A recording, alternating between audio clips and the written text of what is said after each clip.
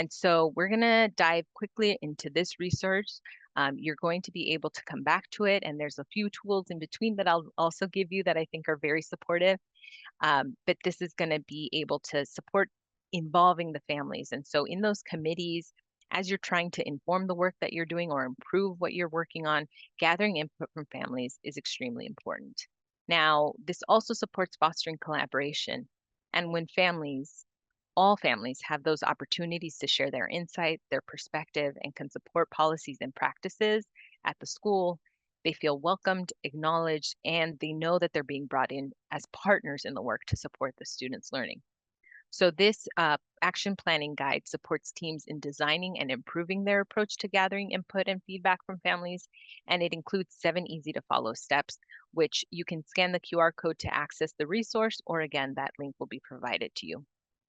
Now, for our time, I'm going to give you a deep look into steps 1 and 3, and then we're going to just talk about the reflective questions that are part of steps 4 to 7 that your team can lean on. Now, the first step is to establish your team. So as you work to establish your team, you want to identify a group of people that reflects the demographics of the community, and be sure to establish roles to support progress through shared leadership and accountability. So I really want to know what's been working on engaging a broad family community. We know that we named that time is a challenge.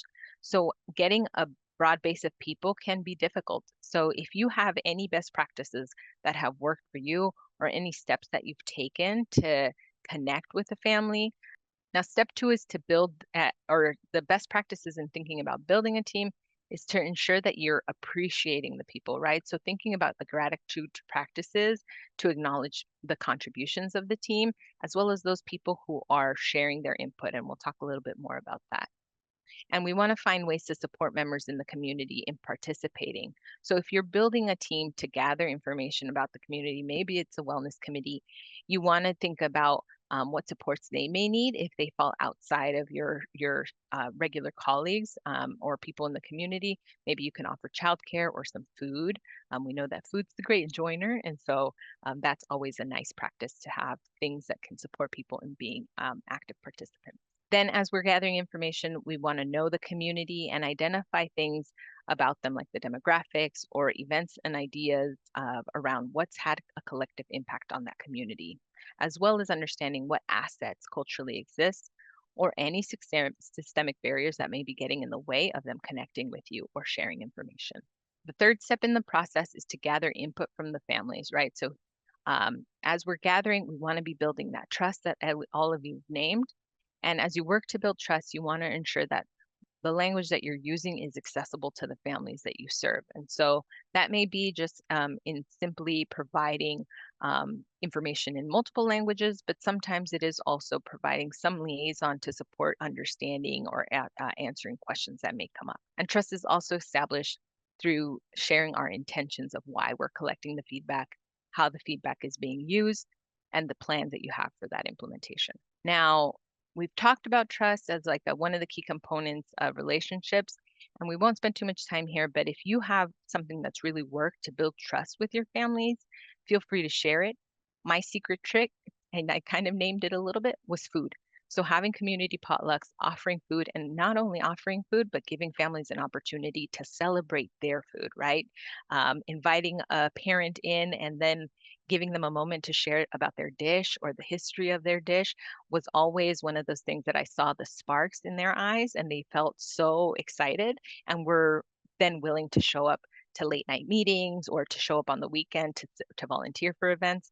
So I don't think that that's a secret. I'm sure many of you are holding potlucks, but that was my go-to. And we talked about appreciation already, but when we're thinking about some of these things, as we're gathering input, and if it's a more in-depth process, you also want to think about acknowledging people possibly through various ways of, compensation if it's possible, or other things. Sometimes it's a certificate of participation that people just want to feel acknowledged for their time. And again, transparency on the information. Now, once you get to step 4 and you're actually gathering input, your team is going to want to get reflective throughout the entire remainder of the process. And really thinking about what policies and practices you're going to be gathering information on or how you're going to put them into place. As you're thinking about best practices on gathering input, I do want to elevate that one thing that we talk about is at least using three culturally responsive methods to gather input. But what does that mean? One thing is to allow anonymity, right? This recognizes that maybe trust is not there, and so people can feel free to share their insight.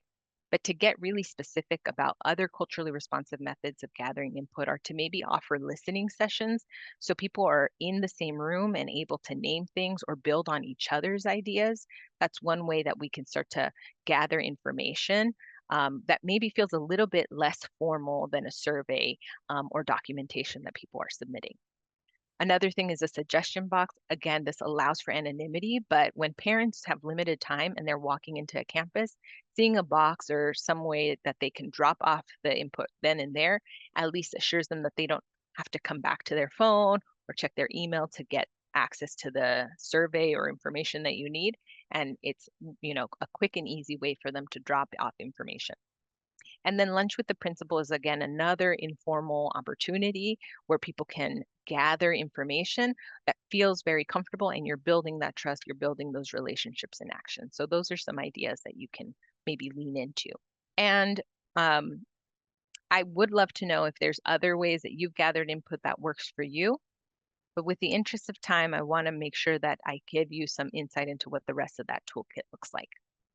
So as we're applying our learning and as we're reflecting with our team, one key question that you want to ask yourself is, were any voices not represented and why? So this way we can be more inclusive of those family members because oftentimes we're getting information from the same people. And what we want to do is expand that out to other people. Then when your team has determined their key learnings, you're ready to take action.